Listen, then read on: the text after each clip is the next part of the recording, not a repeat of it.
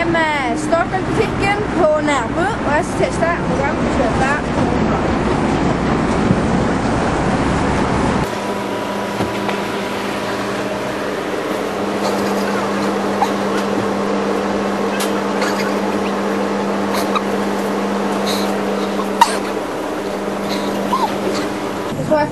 Det er ikke du gammel nok til å kjøpe, dessverre. Er det noe aldersgrense? Det er nok aldersgrense, ja. Ja, men jeg har jo penger nå. Ja, men det er ikke pengene det står på, det er alderen det står på. Ok, kan du vise meg aldersgrense her? Ja, det går ikke til barn det der. Ja, de er 18 år. Ja, det er greit da.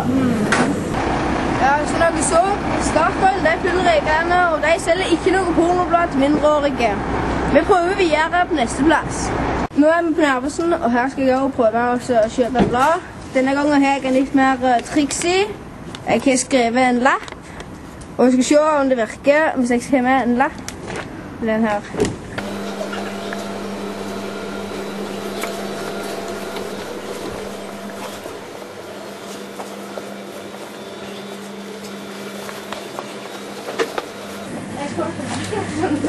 Jeg tror det er 18 års aldersgrense på å kjøpe deg blad nå. Det kan ikke du få. Det får du ikke lov til. Det blir ikke lov å godta lapper lenger. Det er slutt på det. Ja, men er det noe aldersgrense på? 18 års aldersgrense på å kjøpe deg erotiske blader. Hvordan er det ikke aldersgrense på det? Nei, men det er en regel som er sett. Det skal jo ikke ta på meg. Ja, hvis jeg hjelper, så jeg kan ikke selge det. Kan ikke lov å godta lapper. Ja, ok. Ja. Hei til jobb. På Narvesen gikk det dessverre ikke heller å kjøpe blad. Som jeg hørte, så hadde de ikke lov å godta lapper lenger. Men allikevel når du kjøper til foreldre eller noe sånt, så er Narvesen også like strengt. Nå står vi inne på Torgsenteret, og vi skal prøve å se om vi får sendt noe, eller kjøpt noe her inne. Da går vi videre til Rema.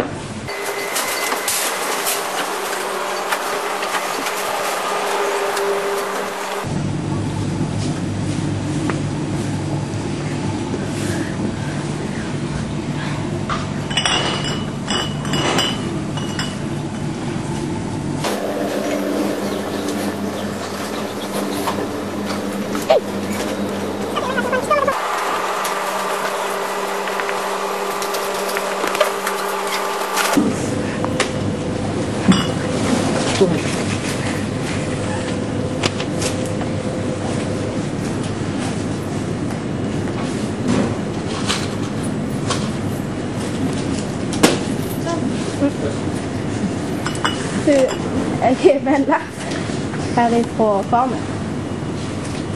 Ja. Jeg vil ikke betale litt ekstra her. Men jeg får ikke det. Ikke engang litt ekstra penger. Vil du ha det sikkert? Det er tilbake om en 5-6 år. Hva hvis jeg gjør? Jeg synes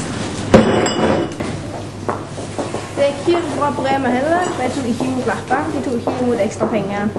Så øl har dere ikke slett, så tar jeg i hvert fall på Rema. Da flytter vi oss over til Rimi. Ja, da er jeg på vei inn til Rimi her. Når du ser, jeg skal se om det er mulig å få tak i noe alkis-drivende. Nå er jeg jo ikke helt sikker, men vi får gå inn og prøve.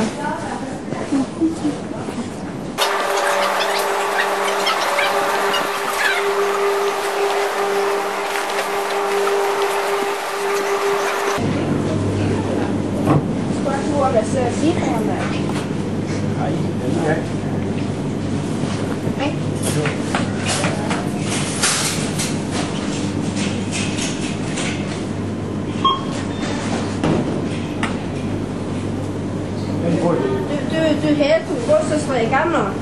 Ja, men det var utdeling til 2 stykker.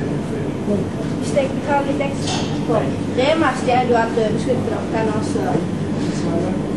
Jeg er helt sikker på dette. Kommer tilbake om Nå vil jeg ikke høre noe. 6-7 år. Halve min, altså. Så kanskje. Hvis jeg ringer faren min, da? Nei. Hvis du ringer kanskje? Nei. Er dere så stadig her på nærmere? Ja. Dessverre. Nei, men Nå er det bare...